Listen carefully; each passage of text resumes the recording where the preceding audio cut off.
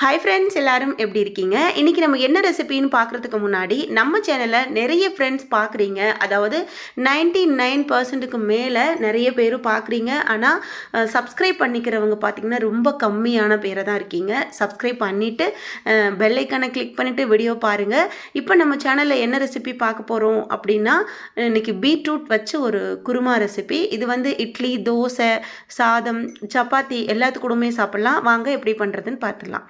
இப்போ அடுப்பில் குக்கர் வச்சுருக்கேன். குக்கரில் மட்டும்தான் பண்ணணுமா அப்படின்னு கிடையாது, நார்மல் பாத்திரத்துலையும் பண்ணிக்கலாம். இப்போ குக்கர் வச்சுட்டு 1.5 ஸ்பூன் எண்ணெய் விட்டுக்கலாம்.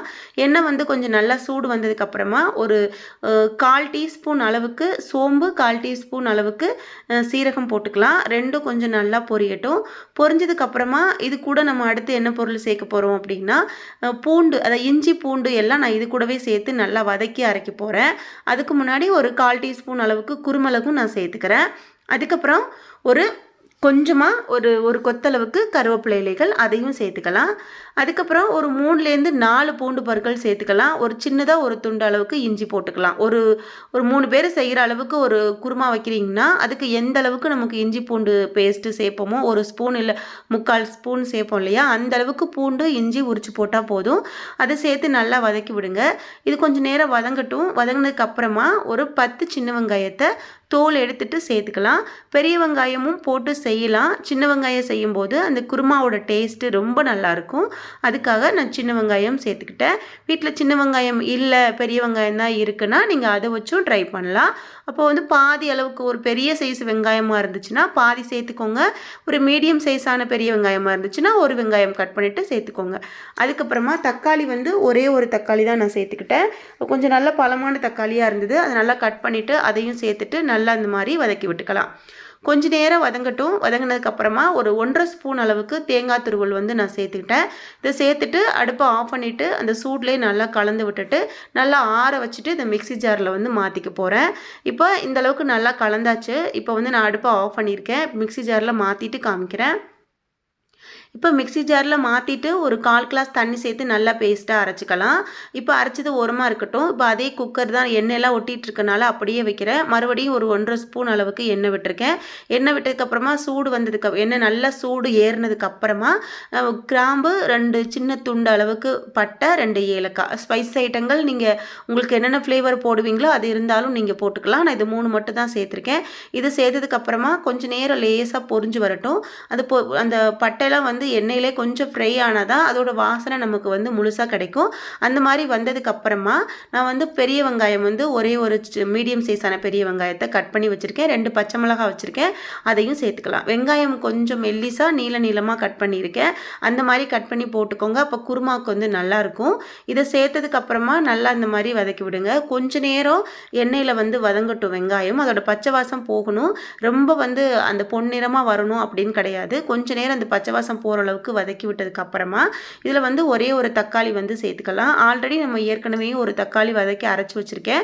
இப்போ நம்ம தக்காளி சேர்த்தாதான் அந்த புளிப்பு வந்து நமக்கு ஈக்குவலாக கிடைக்கும். ஏற்கனவே வதக்கிட்டு நம்ம வந்து சேர்த்ததில் அந்தளவுக்கு புளிப்பு ஏறாது. இப்போ தக்காளி இதில் சேர்த்து வதக்கும் போது நல்லா கொஞ்சம் புளிப்பு சுவையும் இருக்கும். அதுக்குனால சேர்த்துக்கிட்டேன். இப்போ கொஞ்சமாக கொத்தமல்லியும் கருவேப்பிலையும் கட் பண்ணி அதையும் சேர்த்துக்கிட்டேன். சேர்த்ததுக்கப்புறமா இதெல்லாம் சேர்த்து நல்லா வதக்கி விடுங்க. இப்போ ஒரே ஒரு சின்ன உருளைக்கிழங்கை எடுத்து ஒரு தோல்லாம் எடுத்து க்ளீன் பண்ணிவிட்டு ஒரு 8லேருந்து 9 பீஸ் வர அளவுக்கு கட் பண்ணிவிட்டு நான் அதில் சேர்த்துக்கிட்டேன்.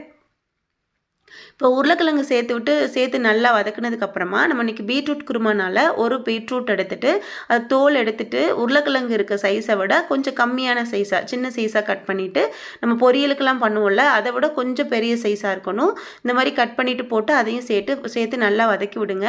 இந்த பீட்ரூட் குருமா ரொம்ப டேஸ்ட்டாக இருக்கும். இது வரைக்கும் நீங்கள் சாப்பிட்டது இல்லைன்னா ஒரு முறை ட்ரை பண்ணி பாருங்கள். இந்த குருமாக்கெல்லாம் தேவையான அளவுக்கு ஒரு 1/4 ஸ்பூன் அளவுக்கு கல் உப்பு சேர்த்துக்கிட்டேன். அதையும் சேர்த்து நல்லா வதக்கி விட்டுறலாம். இப்போ எண்ணெயில் சேர்த்து இந்த உருளைக்கிழங்கு பீட்ரூட்டெல்லாம் சேர்த்து நம்ம எப்படி வதக்குவோமோ இது கூடவே மசாலாவும் சேர்த்து நல்லா வதக்கிற போகிறோம். அப்போ வந்து நமக்கு நல்ல ஒரு வாசனையான ஒரு குருமா வந்து நமக்கு ரெடி ஆகும்.